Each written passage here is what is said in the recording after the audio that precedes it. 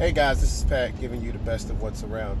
Today I wanted to talk about what to do when major life events happen during your debt snowball, because as we all know, it's universal knowledge that, first of all, it's hard to save $1,000. And $1,000 is not enough for major emergencies. A couple life events I had that recently happened that I had to, just knuckle under and just work. During my debt snowball was actually three things that I went on. The first one was the wind in my area. We live in kind of a corridor, so the wind in my area blew apart pieces of my roof, about 4 pieces, 5 pieces, something like that. So I had to, not call a roofer. I know nothing about roofing. I've never even been on a ladder before, except for the military. I got my giant 240-pound self up there, and I repaired my roof. Point blank, that's just what has to happen.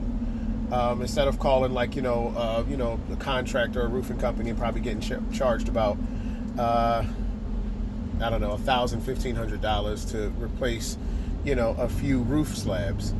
The only problem with that is roof shingles. The only problem with that is, I had to buy a whole pack of roof shingles for, I think it was about $30, and then I decided to go ahead and splurge on a hammer for like $20 instead of buying one from work. So all in, to fix my roof and to fix those 5 roof shingles was roughly $74. So it's a hit, but I didn't even have to dip into my emergency fund to take care of that. The second thing that happened was my refrigerator went out. That was an interesting one. Very, very, very long story short was my refrigerator, the freezer blower motor, I guess, had conked out because it iced over. So I ended up having to take my freezer apart. Again, never took apart a refrigerator, don't know much about refrigerators at all, but took it apart. You just go ahead, you find your part, you find, a similar part on eBay. You figure it's a small 120 volt motor. And you just, the blade size was different, so you just replace the blades. And then once you do that, boom, you have a brand new working refrigerator. You take your, you dust off the coils and stuff like that and do your proper maintenance, and bang, brand new refrigerator. Now, this refrigerator that I bought, I already bought this being cheap in the first place from one of those scratch and dent places for about $200. And it so far has lasted me 3 years, and I just keep up with the maintenance on it. Hopefully, it'll last longer. You can call it luck, you can call it whatever you want. I'm just calling it like surviving, because we don't have the time to get a new refrigerator. Now, the third thing that I started doing recently was we decided to push our wedding date up from June 2020 to June 2019.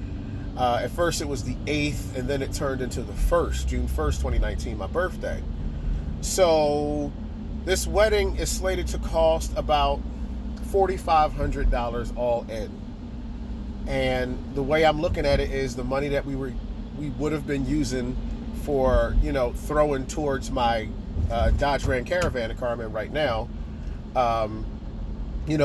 judging by the debt snowball rules, you're just pretty much throwing all your money at your biggest debt or whatever, or your most high interest debt. Well, actually, that's the debt avalanche.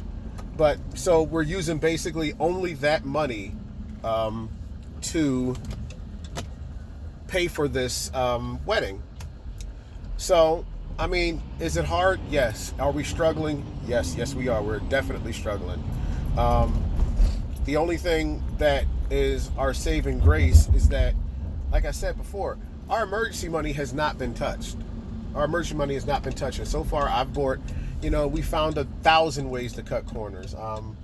For instance, my girlfriend, she ended up getting my fiance, she ended up getting a wedding dress off of David's Bridal's clearance section time. They have it every March where you can get a $99 wedding dress, and just pay another $100 or so to get it fitted to yourself. That's a nice deal. The second thing that we ended up doing was I actually went on the Wish app to buy my tuxedo. And before you go, denting on the Wish app, I want you to know that my tuxedo was $90 and the materials are damn good. The materials are very good.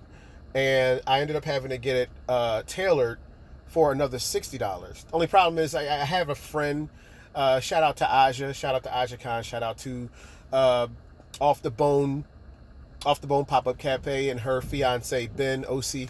Um, they both do tailor work, and I could have used them to my advantage, but I wasn't thinking. So that's money I could have saved there. Also, we got a very small venue. And we have a very low number of people because we wanted a traditional ceremony, and we decided not to do justice of the peace. So there was that. I bought my kids suits for like a 2 for 200 type thing. One of those 2 for I think it was 2 for 150, and it was like free alterations for it. You go ahead, you slap some cheap, $15 Walmart shirts on them, and then you save yourself a bundle there. A couple bow ties from the Wish app, whatever, that's done. So there are ways to survive and still live life on the debt snowball, because if you follow the debt snowball to the extreme, you should be really hurting for money. You should be really hurting me. You should be miserable. You should be miserable. And I don't see any other way around it. But it's that if you trade more time for money, which still sucks, Uber or, doing some other stuff. So, that's just my story right now. And hopefully you guys got some tips from, some of those teachings, I guess. Anyway, that's all I got for today. Live high, live mighty, live righteously. Take it easy, guys.